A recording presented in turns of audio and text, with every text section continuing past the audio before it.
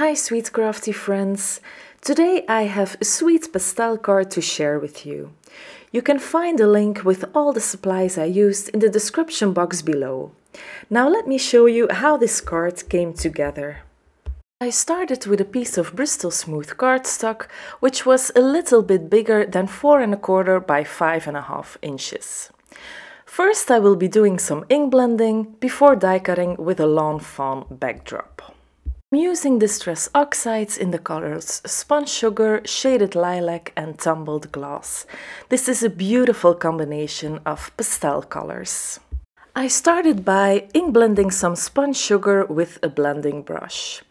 After putting down enough ink, I'm going in with the Shaded Lilac, making sure to overlap the Spun Sugar just a little bit.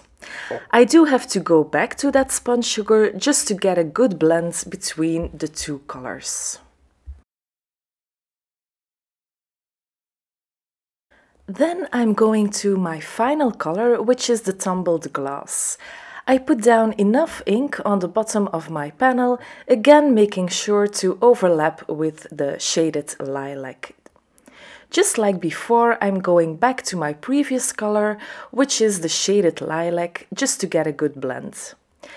I'm going back and forth over the three colors until I'm happy with the result of my ink blending.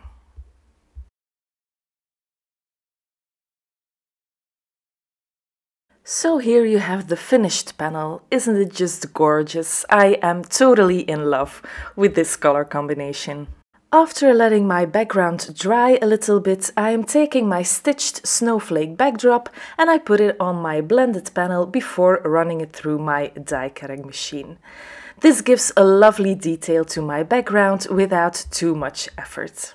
Now it's time to work on my sentiments. For this I'm stamping one of the giant holiday messages on some Transotype perfect coloring paper. I am prepping the cardstock with my powder tool and then I'm using Versamark ink to stamp my sentiment since I'm going to black emboss this. After closing the door of my MISTI, I am pressing firmly with my fingers and then with my stamp press tool from Pink Fresh Studio. Then I'm sprinkling on some black embossing powder from Lawn Fawn and tapping off any excess before heating it with my heat tool. I did this off camera just because I don't have my heat tool here on hand. I was a little bit afraid that it would be a mess, that black embossing powder, but actually it's really not that bad. And I really like the results. It's very black, which I totally like.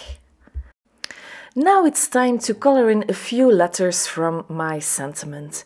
I chose all my Copic markers based on the colors of the background panel. So I have some blues and purple markers and then I also added in some greens. I will list my Copic color combinations in the description box below, but as you can see I kept it very light. So I just took all my lightest markers I have from the blues and the greens and the violet markers. I die cut the sentiment with the oval die from the giant birthday messages. This just gives some plain stitching around that sentiment. And then I took the pink version of watercolor wishes paper and I die cut the scalloped oval from the coordinating dies of the giant holiday messages. This paper matches the pastel theme perfectly in my opinion.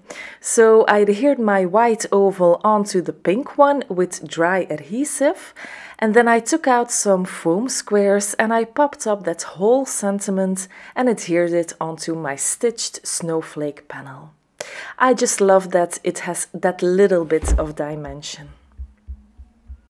Then I die cut a stitched rectangle frame out of some white cardstock.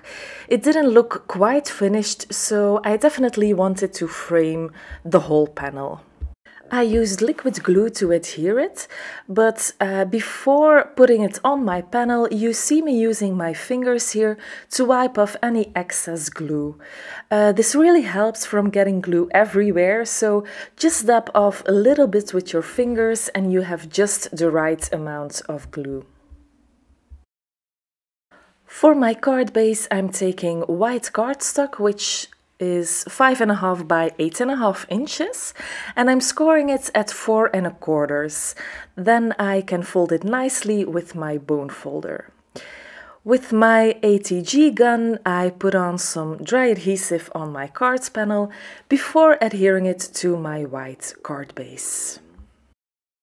For a little added detail, I'm taking some Nuvo Jewel drops in the colors Rosewater, Pale Periwinkle and Sea Breeze. I always warm up the bottle just a little bit by rubbing the bottle in my hands, just like you see me doing here.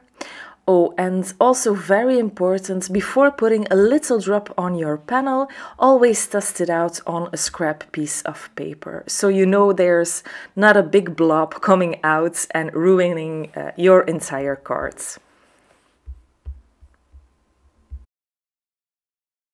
So this finishes off my card for today.